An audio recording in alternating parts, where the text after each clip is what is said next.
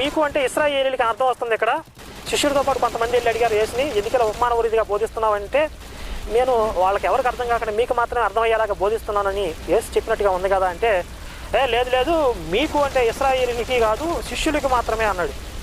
ఎవరు? విజయప్రసాద్ రెడ్డి అన్నయ్య.